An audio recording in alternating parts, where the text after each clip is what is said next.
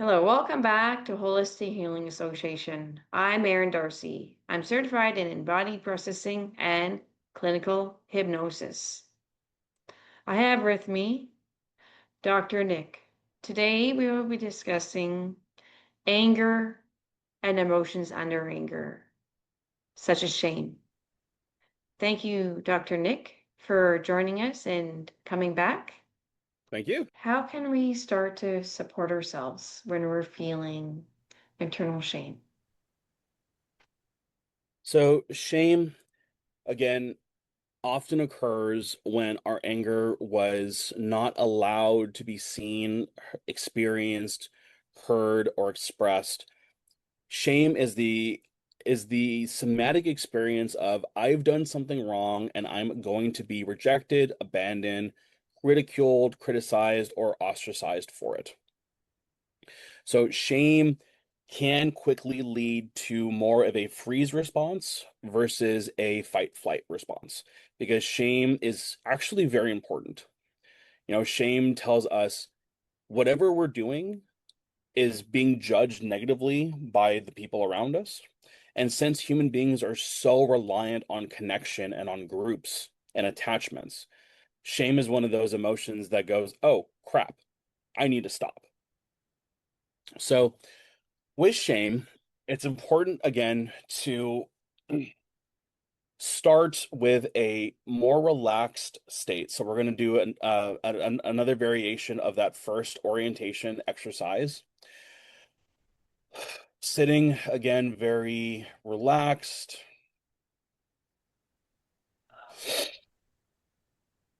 feet planted, allowing the seat to accept us. Sorry, my cat was kicking me. He wanted it to. He wanted more of the table. And we're just going to look around the space again, orienting very gently, very slowly. And since we've done this before, I'll speed it up just a tiny bit, and we're just going to look for something pleasing to the eye. And since my cat just kicked me, my eyes went to my wife and I have these matching Mickey Minnie wedding mouse ears from Disney. We got them for we did our wedding photos at Disneyland. So we have them just displayed there, and it's for me such a reminder of one of the happiest days of my life, and to a reminder of the immense love and the immense safety that I have with my partner. So for me, there's an instant relaxation, there's an instant softening. I still love my cat, even though he kicked me. I still love him. He's right here. But notice, Aaron, as you look around your space, what do you notice? What do you see that's catching your eye? I see custom made, hand painted picture of my dog. That's deceased. My friend made for me. Nice. Uh, there's some. It's to say it's not always a deal for a reason. There's some pain that comes up because I lost her, Yeah. but so that's not ideal. But it's also there's love, strong love. Yep. She was like my baby, um, first baby, Yeah. and there's so much love and warmth and a deep love. Um, because she was a very special dog. Her name was Irish. Yeah. Remember. And yeah, that's we did everything together. Yeah. This is a really good reminder too that a resource does not have to be 100% positive. It can have pain. It can have tinges of sadness in it as long as the primary experience is love, joy, connection. Strength. Yeah. gives me strength, gives me comfort. I'd rather have loved and lost than have never loved at all. Yeah. She was, I mean, I still love her, but she was great, a really significant part of my life. Yeah. Hmm. So just notice. I just felt my stomach drop I just felt from my chest something drop, like a sensation drop. Okay. My stomach feels full and heavy, feeling a little bit of back pain. Again, my forehead, feel some pressure on my forehead. But when I think of Irish and look at Irish, there's just warmth, there's just love in my heart.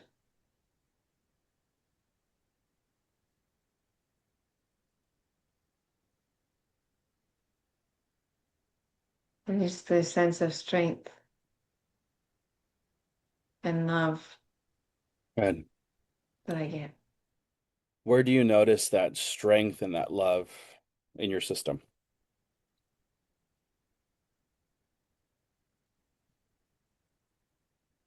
My heart space, my chest. Sorry, my stomach. Yeah, good.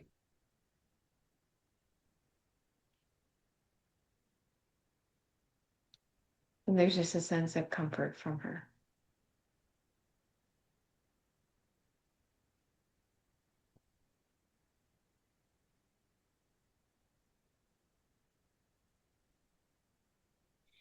Mm-hmm. It gives you a lot of comfort. Yeah. So usually we would allow more time, allow more space for that. But with the timing in mind here, after we've found our resource, we're going to go into inviting in now a memory or a moment of shame. Got one. I'm the girl of shame. That was my big thing I had to process when I started looping. So that was like my significant.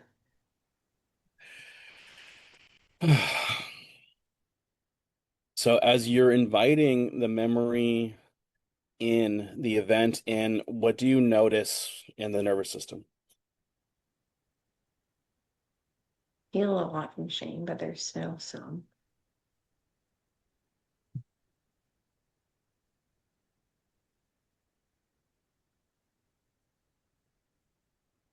pressure on my forehead and my eyes, in the corners of my eyes. There's some pressure here, some pain. My stomach is a bit crazy Okay. or heavy.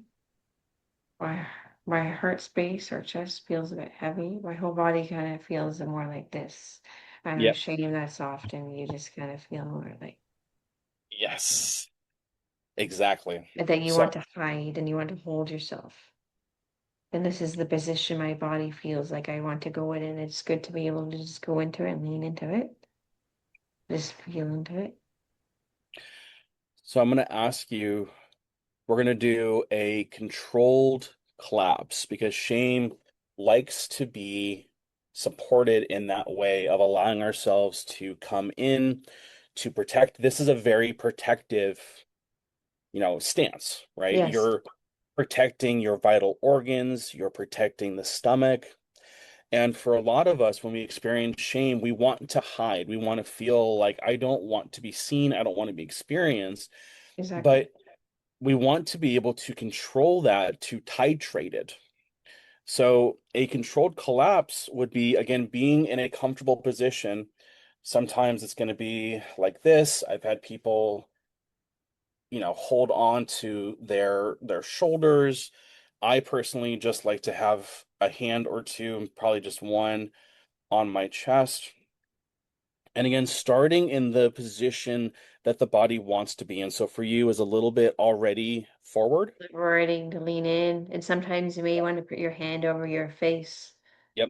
And I That's have my hand on my own arm and on my shoulder. And it's just kind of yep. leaning in. Naturally, organically, I wanted to lean into the shame, maybe cover the face. So as we're doing that, we want to allow the body to go as far as it wants. So my table is right in front of me. I'm not going to be able to go as deep as I can, but just allowing the body to slowly continue that motion and that movement forward. Again, this is a controlled collapse. So And we'll just just, like so, leaning in, yep, just very much leaning into it. And we're going to standing. go until the body says, I'm good. So it's listening to the body's cry for support. It's listening to the body's cry of, I want to not be seen, but I want to be held and supported right now. So my head wanted to go a little bit lower in. So not just Yep, my there we body, go. but my head organically wanted to move in again. And I Yep, just want to feel like I want to make myself small and I don't yep, want to be seen. perfect. So just allowing the body to do the motion that it wants to do to keep itself safe.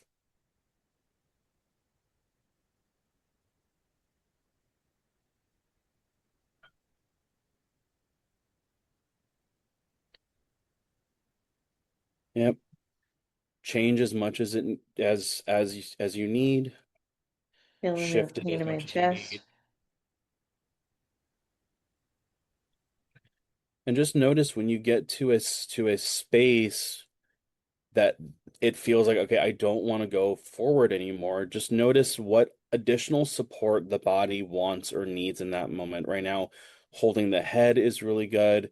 We can add in self-touch to the chest. We can add in a self-hug as well. Yeah. So my organically, I want to put my hand to my head. But often I have wanted to put my hand to my head in sessions, and I'm just wrapping my other arm around my stomach and giving myself a bit of a hug for some comfort and support Good. while feeling into the shame Yep. and just doing it both at once because you can resource, give yourself some comfort while feeling the shame and the pain. And And you this can is, even ground your feet into the ground if you'd like. yep. This is also a really good spot to add in a additional comfort resource. So Hmm. I have clients who want to grab their animal companion, their animal friend when we're doing this one and just hold them as they're into the shame motion. I've done this with teenagers or younger children, and they've wanted to hold their stuffed animal, and just kind of come in. And feel it. The Yeah, Yes, because even having Bailey, come here. Bailey, come here. You come here. Good boy. Come here. So even having my dog's head, and if I was to lean into her, let me just go like this. Come here, Bailey. Come here. And just lean into him. yep.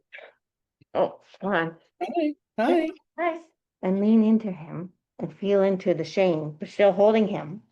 Yep, Guess what's happening in my nervous system? it's I'm relaxed. feeling loved and supported at the same Yep. time as feeling the shame. And the secret to healing from shame is we need to have the self-compassion, we need to feel accepted, and we need to feel loved. And an animal, like a dog, can help us do that. Right, Bailey? Shame, shame is often the experience of losing connection with the people around us.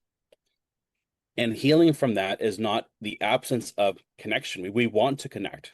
And that's why we want to do this first with ourselves to connect with our own experience. And then if we do have access to an animal friend, add them in. If I wasn't so scared that Roz would just run off if I just fell onto him, I would do the same thing just because he's just still right here and I love him so much. But that's such an important piece of this is that shame feels like we shouldn't have connection or that connection is dangerous in the moment. but the connection is what helps us heal.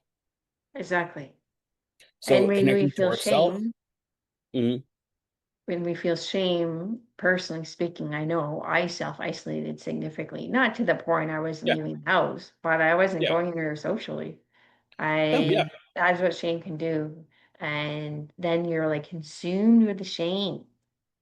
And it's taking baby steps to go out, but it's also being able to process the shame at a very gentle pace. And animals can help because dogs, for example, they always accept us and love us no matter what. Yeah, cats don't. Cats love you on their terms and on their timeline. And just to add something for, those of us that maybe don't have animal friends at home and don't have access to that connection, you can do this with a pillow. You can do this against a couch, anything that's going to provide a little bit of resistance so it feels like you're holding on to something or someone. A rated And blanket imagining blanket, or a stuffed animal. a I stuffed know animal, I just if interviewed yeah, someone the other day and they had a stuffed animal with them and it gave them comfort and support. There you yeah, go. got my, it's called a transitional object from psychodynamic work. But yeah, he's always behind me. My wife bought him for me. So a transitional object is very important because we imbue it with magical powers. We imbue it with special, connections. I will always think about my wife when I hold my little crocheted steamboat Mickey. So all of this to say that the antidote for shame is not isolation that creates a self-fueling loop, Exactly. right? Which I have personally experienced, and it's not a Yeah, nice it's experience. not I nice. know I have had EP sessions earlier on in my journey that a few times, two or three times, I felt like I was going to literally vomit. I wanted to run, I'd be running around the room because you can do that in sessions because Yeah, that's what your body wants to do. So I'm running around and then all of a sudden I'm like hitting the ground and I'm feeling like I'm gonna vomit. Now, was I going too far? 100%. You don't, I was becoming curious, I was becoming too curious and I allowed it to go to the extreme. Um, Somatic sessions, they're supposed to be more gentle and compassion, and I should have brought myself into a resource. But I was kind of like, what's that? And I went into it, and it made me feel like I wanted to vomit. And that's shame because it's like smelling a dirty rat is what yeah, shame is. And it's processing, smelling that dirty rat, but you don't want to do it to the extreme. You need to be gentle and somatically feel into it, but ever so gentle and slow and resourcing, pedaling back and forth. So it's like turning on the tap a little bit at a time instead of just jumping in the pool. yeah, exactly. It has to be slowed, it has to be gentle. So Okay. Well, thank yeah, you. yeah, thank you. And okay. So processing pain. How can we show ourselves self-compassion? How can we do this somatically? How can we embody self-compassion? So this came up during our first demo together, right? When we started with anger, and anger, again, I think of it as armor. What is it trying to protect? For you, it showed underneath the vulnerability that phrase of this isn't fair. And although, we were able to get to something really beautiful there, there was still pain. There was still grief, disappointment, sadness.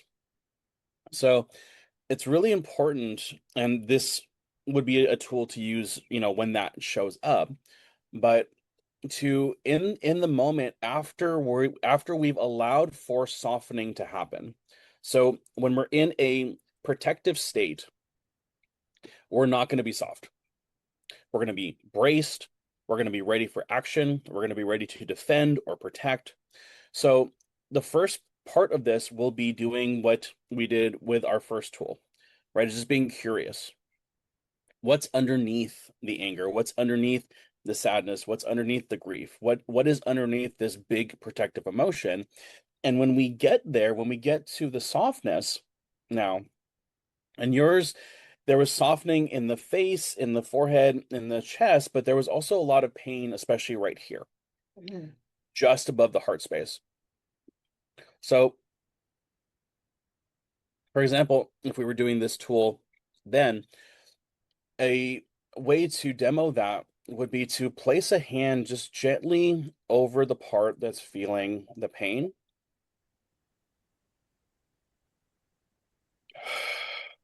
Let out a sigh.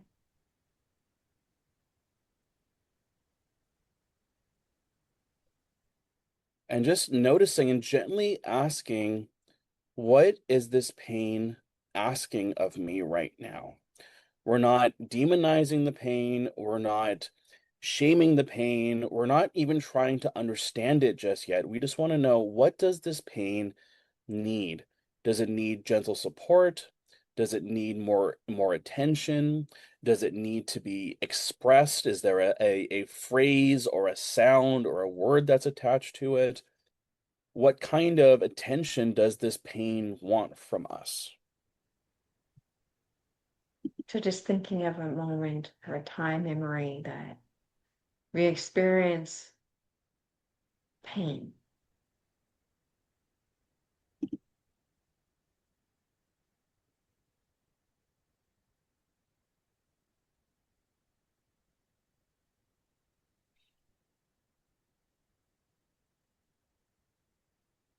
And just notice if anybody comes to mind Hmm.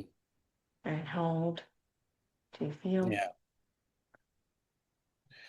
Noticing a support or a protector.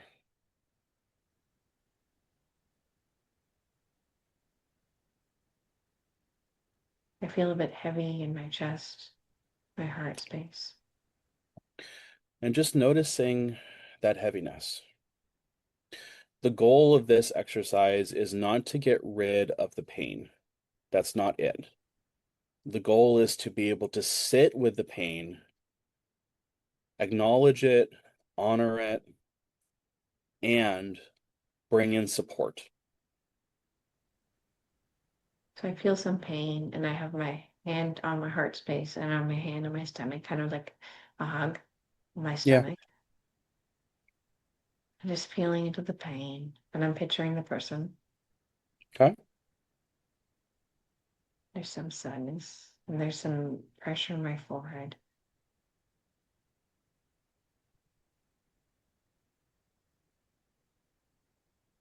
And just allowing, just even sitting, just allowing yourself to feel it instead of pushing it away, avoiding it, doing, staying busy to avoid it and pushing it down, just allowing it.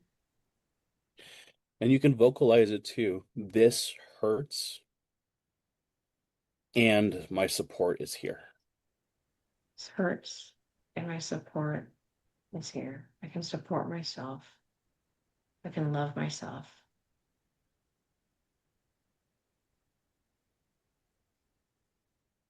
So as you're supporting now, again, coming back to the body and noticing what has shifted, what has changed. The pain is there, but it's feeling like it's getting some love and some compassion. My forehead and my forehead it feels like deeper in. The sensations have gone deeper in. Mm, My breathing has become a bit heavier, maybe maybe a little bit slower. yep. Feel some throbbing in my head and in my ear. I can feel sensations. There's a little bit of pain in my ear, Yeah. some throbbing in my ear, How's your jaw? some pain in my jaw here. Yeah. It's not as tight though as it was when we first started.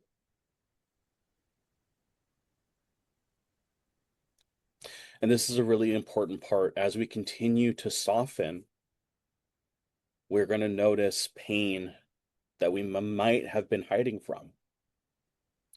And that's something very important. We shouldn't be scared of it. Again, we're not asking to understand it. We're just asking to honor it, acknowledge it, and support it. That's it. Nothing more right now. So as new pain rises, just being curious, what does the Right. pain in the face want? Where it kind of feels like in my chest, I'm being held. Good. The pain is being held. It's being held and loved. And the face, what does it want? Maybe some, it says support. It came Yep. up, support. So just Yep. even giving yourself, like myself, Hmm. or yourself at home, a bit of a massage if that's what you feel. Massage and some support up in the face, even holding your face. Yep. Good. Holding the forehead. Holding, holding the cheek feels the best, but yes, Okay. yeah, giving yourself a bit of massage, just noticing, organically noticing what's happening in your body and what your body wants you to do. Yep. I feel like just holding myself Good. and even putting one hand here and one hand on my heart. Good. That gives the best. It's holding my heart and holding my face. And that gives a lot of support. So take a moment and feel into this combination, hand on face, hand on heart, and just notice what happens as you continue to support yourself.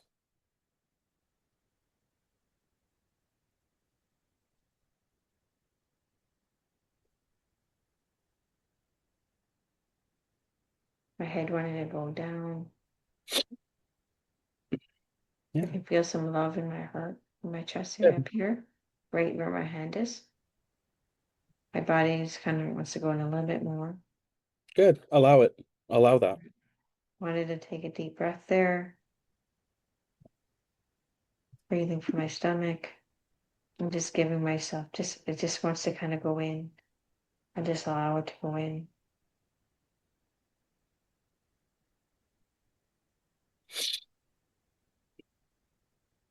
But I just kind of feel like I'm getting some love. It feels like some motherly love. Like, and I Oh, feel like I'm a younger child now. good. I feel like I'm little. I just giving myself that love and support. But I feel a lot younger. I feel little.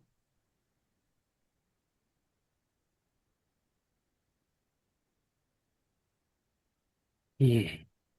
And it's just nice. It's just giving myself, I feel like I'm getting love. I feel like I need it. Yeah.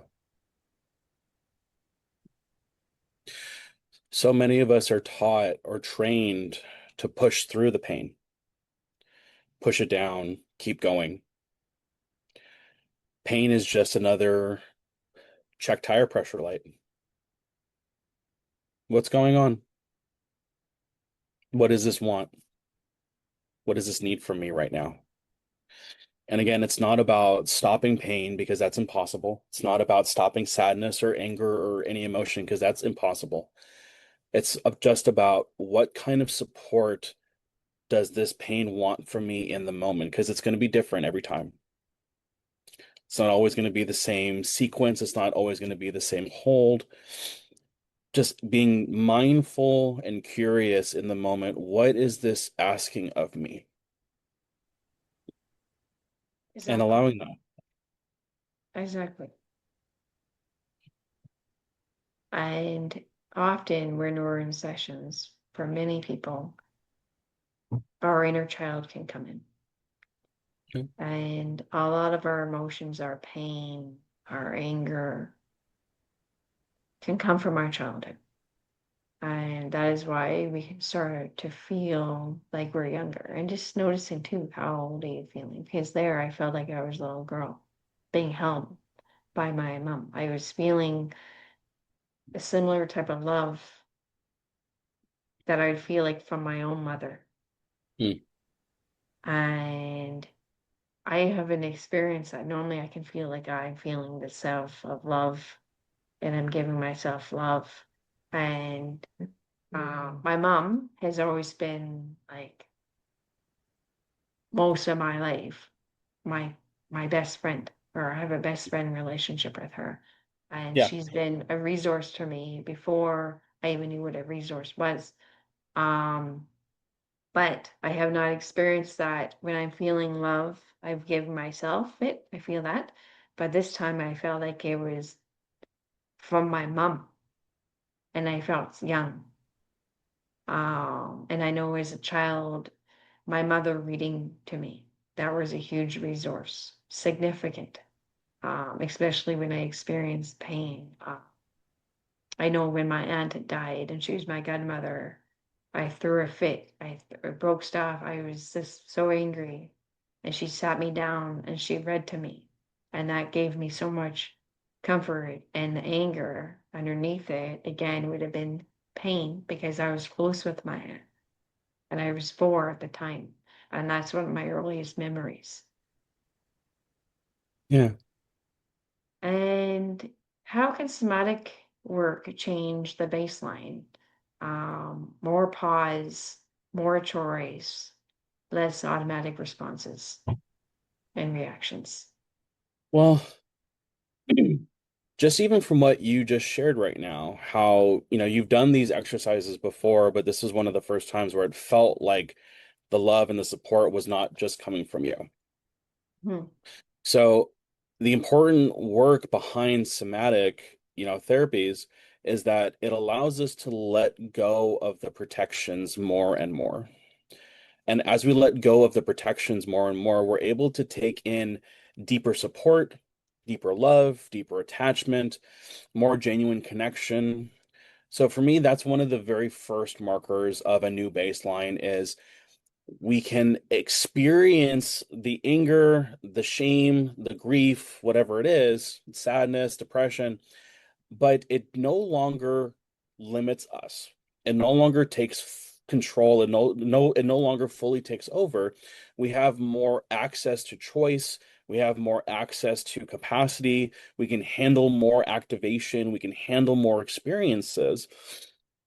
And, this is a really large question. It has so many really deep answers here because the more we build up activation, the more we have access to the really positive experiences in life, and we have access to the more negative experiences of life too.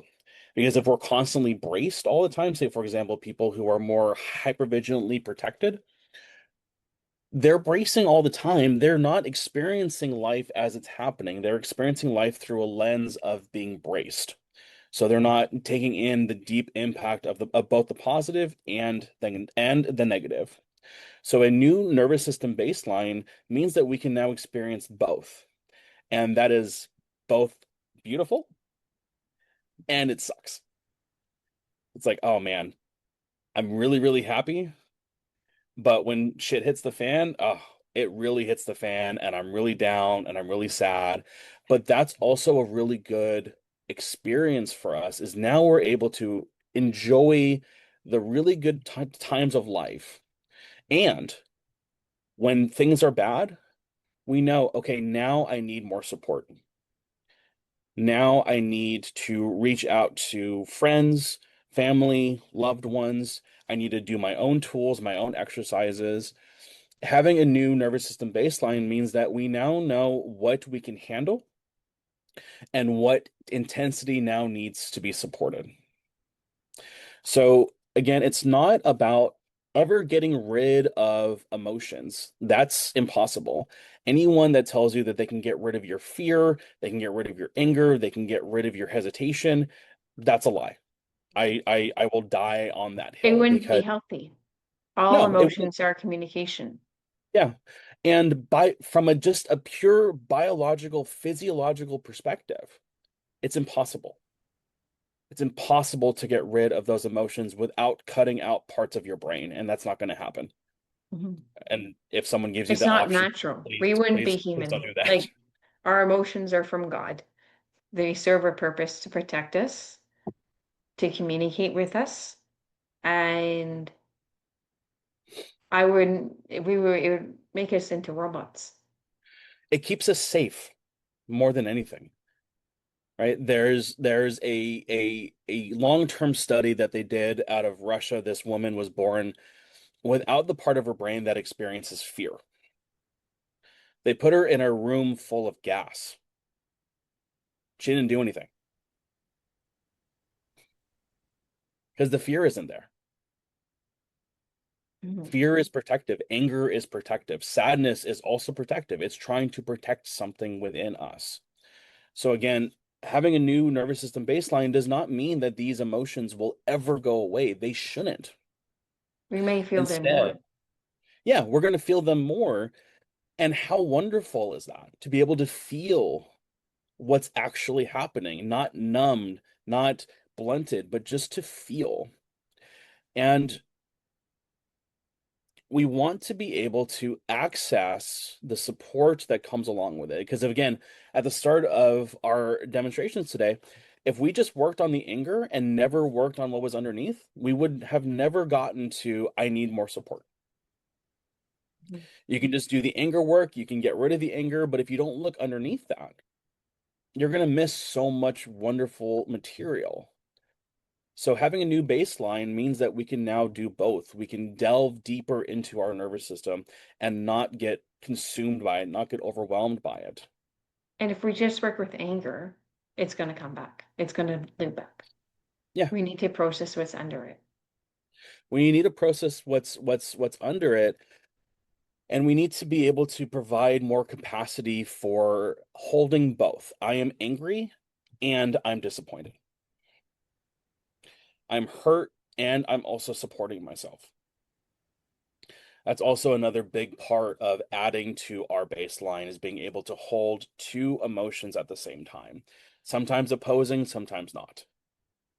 Because we have different parts of us. So just like IFS, that is parts work, we have multiple parts of us. And so multiple parts can feel different emotions coming up, and being able to have the capacity to be able to hold it, recognize it, and be able to process it. Hmm. Okay. Yeah. All right. So if I can just say one quick thing about anger is for those of you out there who have a hard time experiencing your anger and allowing it to be there, and it's maybe fused with shame or sadness, or you shut down, or you feel like you can't let it out, you don't ever have to force it right away. Trying to force anger is not going to help right now. Instead, it's just being curious, what is this trying to protect? What vulnerability is underneath this? And your anger is important. It is protective. I always ask myself the question when I'm angry, what is my anger trying to protect right now? And that gives me so much good information of what does that anger now need from me? Does it need to be expressed? Or do I need to just walk away? Do I need to set that firm boundary of, okay, if you're going to treat me like this, I'm leaving. What do the emotion need? What is coming up? What does the pain need? Yeah. And what does the shame need? And often it's love, Yep. acceptance. Understanding, compassion. We Exactly. have to show these for ourselves before we can ask other people to show it to us. And when we can show it to ourselves, it's easier for us to be able to show it to others. Yep. Okay, so if would you like to end with a resource? Sure. Okay, and what type of resource would you like to do? Oh, my cat's just, he's still Your right cat? here. Okay. Yeah, So if you let's, to look at your cat, and as you're looking at your cat, is it wearing a collar? no, he's microchipped, so doesn't have a collar, but he's just kind of sprawled out on my desk, and his breathing is very calm, very relaxed. He's just in a very relaxed state, and it's always just so comforting for me to know that he feels so safe next to me. And how do And you know it feels comforting? it helps me relax, but there's also an experience of pride and joy and an experience of just gratitude for him, for his brother, for our other cats. And where are you feeling that in your body? There's an expanding in the chest space, in the heart space. And so if you want to put your Mm. hand on your heart and just give it some support and put your other hand on your cat, and just notice as you're petting your cat, what happens in your body as you start to pet your cat. Mm. It's a lot of love and appreciation for him and just the journey that we've been on together, the journey of healing that he helped start. Yeah, I Is want to there give him a anything, treat. is there anything you want to say to him? Oh, he knows, but he just left me. I was petting him too much. Like, see you But later. he knows that I love him so much and I'm so appreciative of the joy and the bond and the connection. And he's one of my absolute favorite creatures on this planet. Yeah, I wish he didn't leave right when I was saying that to him, but Good. can't force a cat to do anything. No. Okay. So, Yeah. well, thank you very Thank you. much. And if anyone would like to process their emotions, we will be leaving both of our information below. And if you have any questions, feel free to reach out. And you can also write in the box below any comments or any questions you have in the comment box. And I invite you to all become curious with your own emotions at home. And I encourage you to start resourcing every day and start to feel into your own body and become curious of what's happening. And thank you so much, Dr. Nick, for joining Thank you for having us with your expert advice. And he will be joining us again very shortly. me. Yep, I sure will. Thank you for having me. Thank you.